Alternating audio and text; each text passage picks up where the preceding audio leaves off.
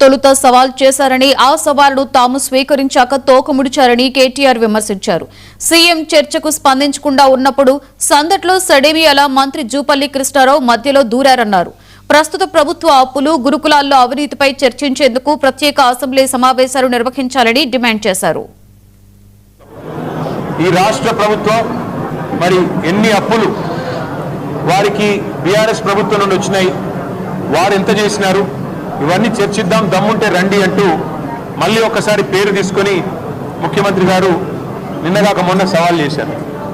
సవాల్ చేస్తే సరే ముఖ్యమంత్రి గారు మేము సిద్ధంగా ఉన్నాం, మీరు ఎక్కడికి రమ్మంటారో చెప్పండి, అసెంబ్లీకి రమ్మంటారా, సెక్రటేరియట్కి రమ్మంటారా, లేదా మీ రాహుల్ గాంధీ గారు 2 లక్షల ఉద్యోగాలు ఇస్తానని చెప్పిన అశోక్ నగర్ చౌరస్తాకి రమ్మంటారా, లేదా మీరు వరంగల్లో రైతు డిక్లరేషన్ పేరిట ఇచ్చిన 34 హామీలు ఇచ్చిన వరంగల్కి రమ్మంటారా, ఎక్కడికి రమ్మంటారో చెప్పండి అంటే ముఖ్యమంత్రి గారు సవాల్ విసిరిన ముఖ్యమంత్రి గారేమో తోకముడిచి పారిపోయారు. ఆయన వైపు నుంచి స్పందన లేదు.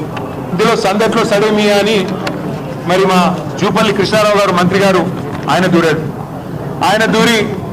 ఆయన నేను వస్తున్నా, రేపు పొద్దున 11 గంటలకి తెలంగాణ భవన్కే వస్తున్నా, మీ ఇంటికే వస్తున్నా, మీ ఆఫీస్కే వస్తున్నా అని చాలా పెద్ద పెద్ద ప్రకటనలు నేను చేసినట్టుగా పత్రికల్లో చూశాం. మేమందరం కూడా ఉదయం 10 గంటలకే వచ్చి కూర్చున్నాం. జూపల్లి గారు వస్తే శాలువా కప్పి స్వాగతం పలికి ఆ తర్వాత పత్రికల సమక్షంలో మాట్లాడదాం జూపల్లి గారితో, అన్ని విషయాలు రాష్ట్ర ప్రజలు కూడా చూస్తారు. గౌరవ మంత్రి గారు మరి ముఖ్యమంత్రి గారు పంపితేనే వస్తున్నాడని మేము అనుకున్నాం. మరి ఆయన రాలేదు, ముఖం చాటేసినాడు. ఇప్పుడు ఎక్కడో కూర్చొని మళ్ళీ సేమ్ డైలాగులు, మళ్ళీ చేతగానోడికి మాటలు ఎక్కువ అని, సవాలు స్వీకరించే సత్తా లేదు, ఇచ్చిన మాట నిలబెట్టుకునే తెలివి లేదు, మళ్ళీ ఎక్కడో కూర్చుని పనికిమాలిన డైలాగులు కొడతా ఉన్నారు. రాష్ట్ర మంత్రులను అడుగుతా ఉన్నాం. ఒక మంత్రి ఏమో తెలంగాణ భవన్కి వస్తా అంటాడు, పారిపోతాడు. 3 మంత్రులేమో రండి గన్ పార్క్ అంటారు.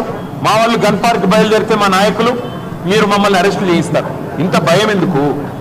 చేతనైతే అసెంబ్లీ పెట్టండి, కావాలంటే ఒకరోజు అసెంబ్లీ ప్రత్యేక సమావేశం పెట్టి అప్పులేదు. ఎందుకంటే అక్కడన్నా కనీసం మీకు స్పీకర్ గారు మీకు రక్షణగా ఉంటారు. మాకు ఎట్లాగో మైక్ ఇవ్వకుండా మీకే మైక్ ఇచ్చి 1కి 10 సార్లు ఎట్లాగో మీకు బయట మాతో బహిరంగ వేదికల మీద కానీ బహిరంగంగా మీడియా ముందు కానీ చర్చించే దమ్ము ఈ ప్రభుత్వానికి లేదు, ముఖ్యమంత్రికి లేదు, మంత్రులకు లేదు. దీనికి పందలు చేతగాని దద్దమ్మలు అనే మాట తేలిపోయింది. కాబట్టి ఈ చేతగాని వాళ్ళు సవాళ్ళు ఎందుకు వేయాలా, సవాళ్ళు ఎందుకు విసిరాలా, ఎందుకు మాట్లాడాలా గొంతులు పెంచుకుని? చేతనైతే ముఖ్యమంత్రి గారు మంత్రులకు నేను చెప్తా ఉన్నా, కనీసం స్పీకర్ గారు మీకు రక్షణ గోడలాగుండే, రక్షణ కవచం లాగుండే అసెంబ్లీ అయినా పెట్టండి. పెట్టి మాకు మైక్ కట్ చేయకుండా మాకు గంట అవకాశం ఇవ్వండి. మీరు కావాలంటే 5 గంటలు మాట్లాడుకోండి, మేము వద్దట్లేదు. ఎవరేంటో ప్రజలు చూస్తారు, ఎవరు చెప్పేదానిలో వాస్తవం ఉందో ప్రజలే తెలుస్తారు. అంతేగాని ఈ చేతగాని డైలాగులు, మళ్ళీ చేతగాని సవాళ్ళు విసిరి పారిపోవడం, దీనివల్ల ప్రజాక్షేత్రంలో మీ డొల్లతనం, ప్రజాక్షేత్రంలో మీ అసమర్థత, మీ అవినీతి మళ్ళొకసారి మీరే చెప్పుకున్నట్టు అయిందని చెప్పి కూడా